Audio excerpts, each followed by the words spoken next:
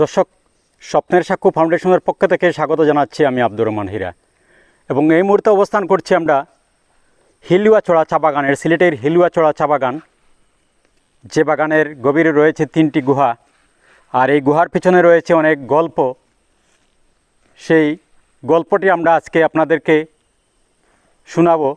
তবে গল্পটি কথিত, এই গল্পের কোনো ইতিহাস নেই, কোনো বই নেই।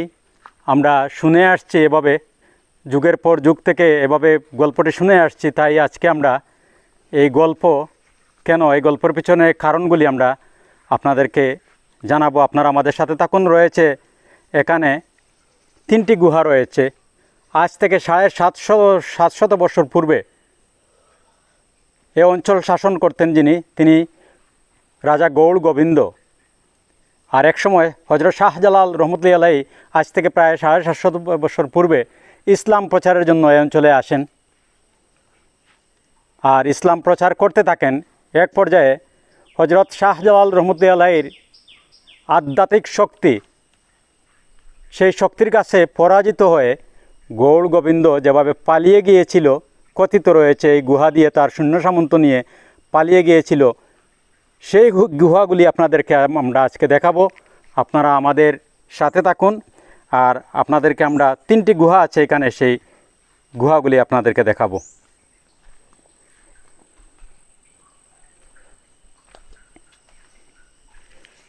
দর্শক, এই হচ্ছে ভয়ানক গুহা।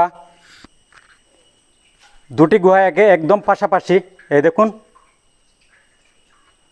এই হচ্ছে 2টি গুহা একদম পাশাপাশি। আর এর 20 থেকে 30 গজ দূরে রয়েছে আরও একটি গুহা, সেটি আরও ভয়ানক। এই দেখুন, এই গুহাটি আপনাদেরকে দেখাচ্ছি। এই 2টি গুহা একসাথে আমরা আপনাদেরকে দেখাচ্ছি। আরেকটি গুহা রয়েছে, সেই গুহাটিও আপনাদেরকে আমরা দেখাচ্ছি। আপনারা আমাদের সাথে থাকুন। এই হচ্ছে আরেকটি গুহা, ভয়ানক একটি গুহা। এই হচ্ছে 3টি গুহার অবস্থান। আমরা আপনাদেরকে দেখাচ্ছি গুহার আশপাশের চিত্র, কী ভয়ানক অবস্থা। দিনের বেলা আসতেও এখানে ভয় লাগে। দিনের বেলা একাও আসা সম্ভব নয় এখানে। আমরা 3-4 জন এখানে আসছি এই গুহাগুলি দেখার জন্যে, 3টি গুহা দেখার জন্যে। আপনাদেরকে দেখাচ্ছি আশপাশের চিত্র।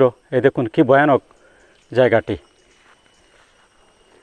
আর এই ভয়ানক জায়গাতেই 3টি গুহার অবস্থান।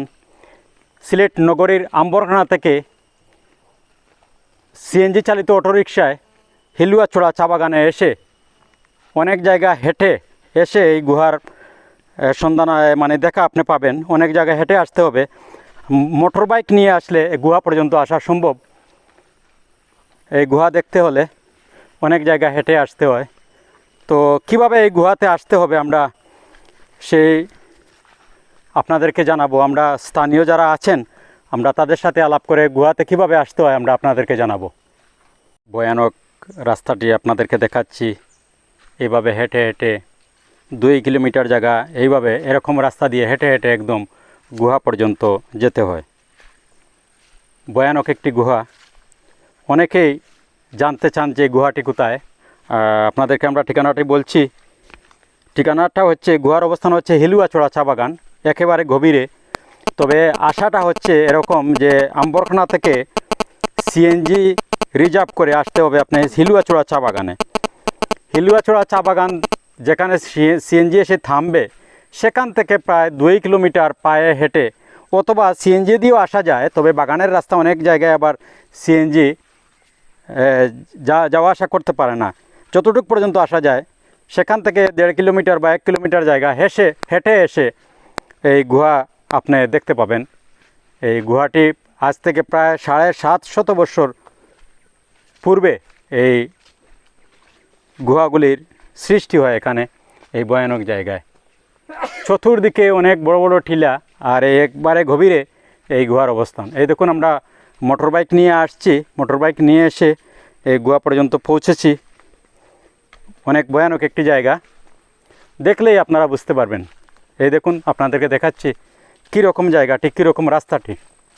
এই দেখুন, চতুর্দিকে জঙ্গল। এই দেখুন, অন্ধকার, স্তব্ধ, নীরব। জঙ্গলের ভিতরে একটি শু আওয়াজ। এই দেখুন, কিভাবে আসতে হবে আপনি যদি বলেন এই এই গুহা দেখতে হলে? এই গুহা দেখতে হলে একটু জুড়ে বলেন।